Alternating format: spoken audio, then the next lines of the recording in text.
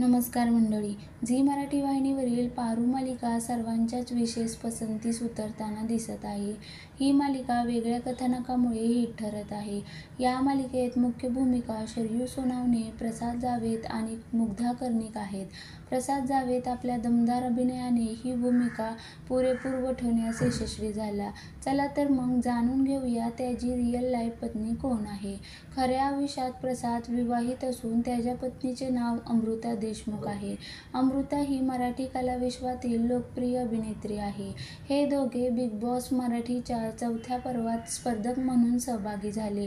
नंतर त्यांच्यामध्ये छान मैत्री झाली व पुढे या दोघांनी लग्न करण्याचा निर्णय घेतला. 18 नोव्हेंबर 2023 रोजी या दोघांनी लगनगाठ बांधली.